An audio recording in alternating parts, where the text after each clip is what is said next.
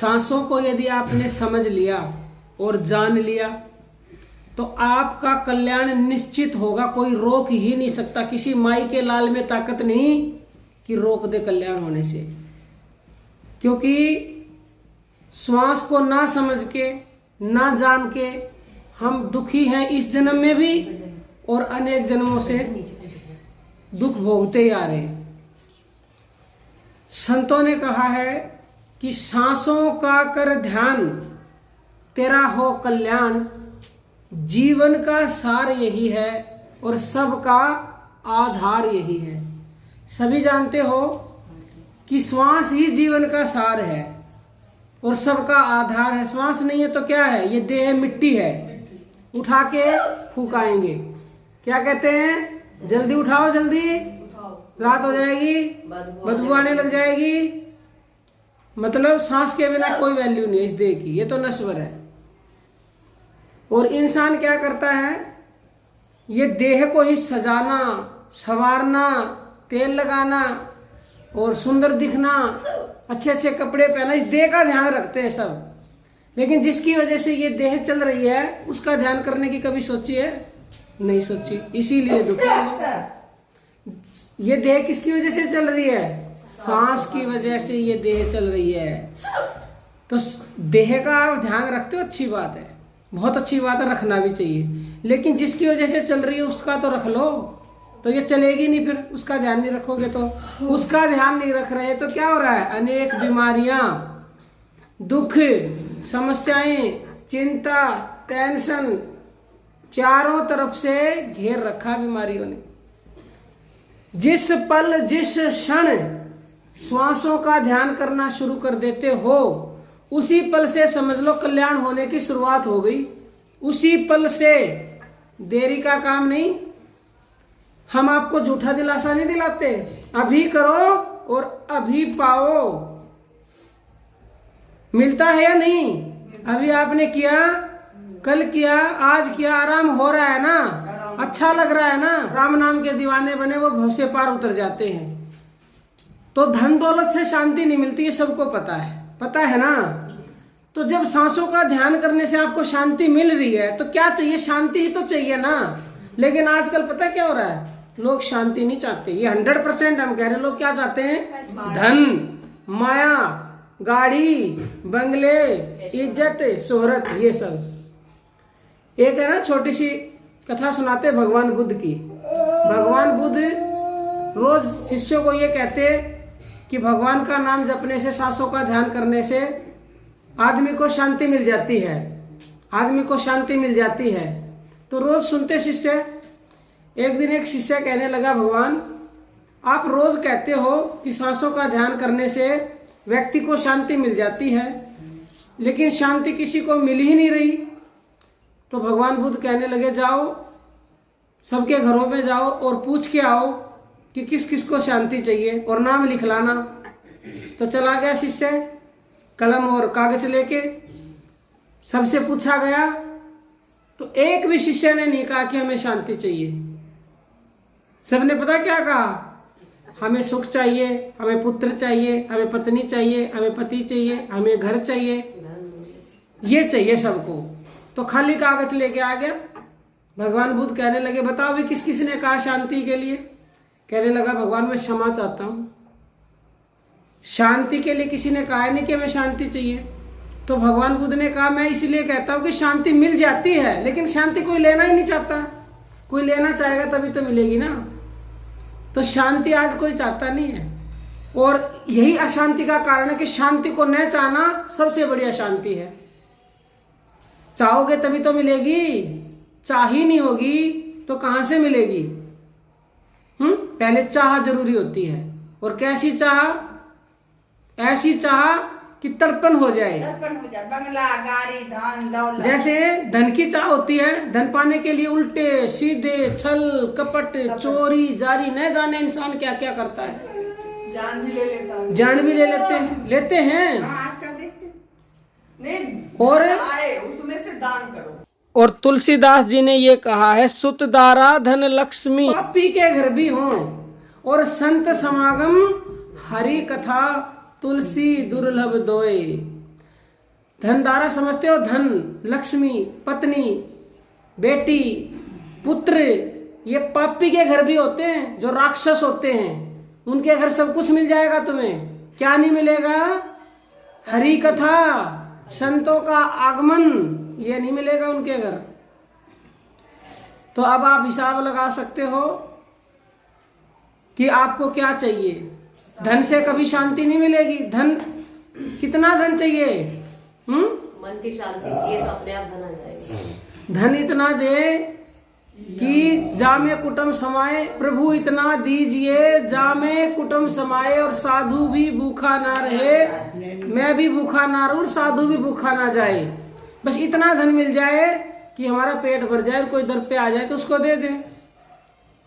अब किसी का धन से पेट नहीं भरता लेकिन, और अशांति अशांति अशांति। तो अशांति को दूर करने का तरीका, सांसों को समझ लो, सांसों से जुड़ जाओ, अभी शांति मिलेगी।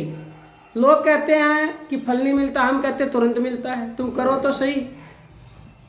तो सांस जो है, ये क्या है? सांस, इसको समझो पहले तो। बच्चा गर्भ में होता है, सांस नहीं होती उसके पास, भगवान ने उसको सांस दी। भगवान ने कहा कि ये देह तो नश्वर है, इसके साथ में तुझे वो मंत्र देता हूं, तू इसका अगर ध्यान करेगा तो तेरा कल्याण निश्चित हो जाएगा। लेकिन बाहर निकलते ही माया घेरा डाल लेती है चुगरदे से। और थोड़ा सा कहते हैं ना, बच्चा छोटा होता भगवान का रूप है, क्योंकि माया उसको कम छूती है। जैसे जैसे बड़ा होता जाता है, पापों से भर जाता है, भगवान से बिल्कुल दूर, तो माया ने पूरी तरह से उसके ऊपर घेरा डाल लिया और उसको भूल जाता है। वो सांसों को भूल ही जाता है कि कोई शक्ति है मेरे पास, हम परमात्मा के अंश हैं। परमात्मा के पास जानते हो कितनी शक्तियां हैं? जिन शक्तियों का कोई अंत नहीं, विलक्षण शक्तियां, विलक्षण। हम में भी वो शक्ति हैं। अरबपति के घर पे बच्चा पैदा हो जाए तो क्या होता है? पैदा होते ही अरबों की संपत्ति का मालिक बन जाता है। वो कहना नहीं पड़ता किसी को, उसकी संपत्ति है बाप की, उसकी हो गई। तो हमारे बाप कौन है? ईश्वर, वो परमात्मा जिसके पास धन की कमी नहीं, जिसके पास शक्तियों की कमी नहीं, जिसके पास किसी भी चीज की कमी नहीं। तो हमें तो सब कुछ पैदा इसी मिला हुआ है। हम क्यों अपने आप को गरीब समझते हैं? क्यों ऐसा ही समझते हैं? कभी सोचा है कि उस परमात्मा के हम बच्चे हैं? नहीं। कभी उसका साथ महसूस किया है? नहीं, क्योंकि समझते ही नहीं। आज आपको समझाया जा रहा है कि अपनी शक्ति को जानो, वो श्वासों से ही जुड़ने से जानोगे उसको। वो सारी शक्तियां हमें मिली हुई है पैदाइशी हमें अधिकार है कि हम भगवान के दर्शन करें, लेकिन भूले हुए। तो सांस रूपी जो मंत्र परमात्मा ने दिया है, उससे जुड़ो। सांस से कैसे जुड़ोगे? श्वास छोड़ने में और लेने में किसकी ध्वनि आती है? सो लेने में, हंग छोड़ने में।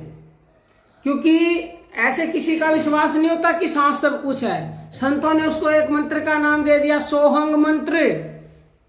और इसी का उल्टा होता है हंसो, यानी कि हंस। हंस नाम का प्राण है हम सब में, और हंस का उल्टा सोहंग, यानी प्राण यानी सांस।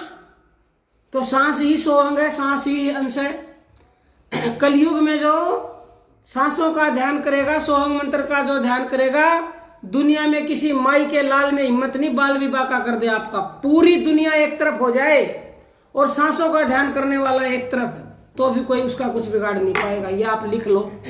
लेकिन एक दिन में नहीं, कंटिन्यू, लगातार, हर परिस्थिति में सांसों का ध्यान। जिसके लिए आगे कहा है कि सांस सांस सुमरो गोविंद और मन अंतर की उतरे चिंद। प्रभु से प्यार यही है। श्वासों का जो ध्यान करता है, असली प्यार यही है। जो भगवान से कहते हैं हम तो भगवान से बहुत प्रेम करते हैं, प्रेम वही करता है जो सांसों का ध्यान करता है। और इसी से मन के मैल धुलेंगे। और इसकी महिमा पता कौन कौन करते हैं, कौन कौन भजते सांसों का ध्यान? शिव, ब्रह्मा, विष्णु, महेश, राम, कृष्ण, हनुमान, सब ने सांसों का ध्यान किया। जितने भी हमारे ऋषि हुए हैं, तुलसीदास, कबीरदास, रहदास, नामदेव, जितने भी, सब ने सांसों से जुड़ के ही उस राम नाम को जाना जो भीतर है। तो आप भी सांसों से जुड़ें मन को जोड़ शब्द से प्यारे और हो जाए तेरे वारे न्यारे, कहती महेश्वरी प्रचार। हमारे गुरु ने हमारा नाम महेश्वरी दिया है। आध्यात्म का नाम अलग होता है, संसार का अलग होता है। जब आध्यात्म में प्रवेश कर जाते हो, कल आप भी प्रवेश कर गए तो हम भी आपको नाम दे देंगे, लेकिन उसके लिए दृढ़ता, निरंतरता, वहां तक पहुंचो। उस नाम को जानने के बाद ही संसारी नाम से आध्यात्म का नाम मिलता है। जो राम नाम भीतर है, जब उसको जान लेते हो तब वो नाम मिलता है। तो हमें महेश्वरी नाम दिया है, आप नहीं जानते हो तो बता रहे हैं आपको। तो ये दोहा हमने लिखा है कि मन को जोड़ सांस से प्यारे, हो जाएं तेरे वारे न्यारे, करती महेश्वरी प्रचार। ये प्रचार हम कर रहे हैं, सांसों से अपने मन को जोड़ लो, वारे न्यारे हो जाएंगे, 100% कल्याण होगा, 100%। हमारी बात को याद रख लो, नहीं तो पछताओगे, जीवन में कभी सुख मिलेगा नहीं। ये भी लिख लो आप, मिलेगा तो कैसा मिलेगा? क्षणिक। सबको पता आनंद के पीछे दुनिया भागती है या नहीं? किसी भी चीज से आनंद मिलता है, सोचे वही बार बार करो। भाई पति पत्नी का जोड़ा मिला है, वो भी एक दूसरे से आनंद चाहते हैं। माँ बाप बच्चों से आनंद चाहते हैं। आनंद क्या? उनको सुख मिले, अच्छा करे तो आनंद मिलता है। लेकिन कैसा आनंद मिलता है? क्षणिक मिलता है। पति पत्नी से भी क्षणिक मिलता है, पति को पत्नी से क्षणिक मिलता है, माँ बाप को बच्चों से भी क्षणिक मिलता है।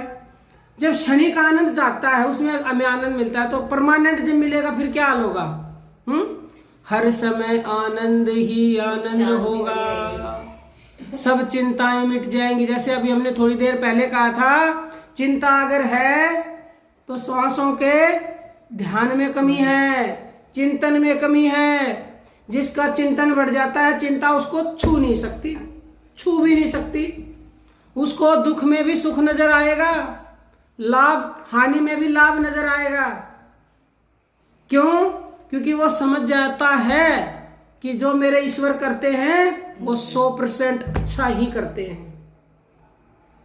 ये भाव अपने आप नहीं आता, उसकी परम कृपा से आता है। यहाँ पे आए ना, सांसों की माला करते काफी टाइम हो गया, तब वो सब कुछ टेंशन नहीं होती क्या होगा। अभी तो दिन ही कितने हुए हैं, अभी तो महीना भी नहीं हुआ, 16 तारीख को 1 महीना होगा। तो इतने दिन में जब इतना फर्क पड़ गया, तो आप ये सोचो इसे जपते रहोगे तो क्या होगा। पहले बहुत सोचती थी मैं कि क्या होगा। आप सब हमें तो जानते ही हो हमारी क्या हालत थी, और अब आप देख लो। तो ऐसे ही देख के तो विश्वास होता है आदमी को। और ये सांसों के जो निकलता रहो तो हर समय कभी भी सोहम ऑटोमेटिक आ जाता है। हर समय जुड़ जाओ, जुड़ के तो तुम देखो, तो आपके सारे से जुड़ेंगे। हाँ, आप दुख से निकलेंगे। हाँ निकलोगे, 100% निकलोगे, लिखवा लो। आपका पीछा छोड़ेंगे नहीं, आपका पीछा नहीं छोड़ेंगे। हमारा पीछा तो आप तो कह रही दूर दूर वाले नहीं छोड़ना चाह रहे। आप तो किस्मत वाले, बहुत किस्मत वाले, बहुत। वो लोग कह रहे हैं गुरु माँ, वो लोग कितने किस्मत वाले हैं जिनको आप बैठ के करवा रहे, हमें भी एक मौका दे दो। लेकिन अभी परमात्मा नहीं चाह रहे, क्या करें। तो जब वो चाहेंगे तो बुलाएंगे। अब जो है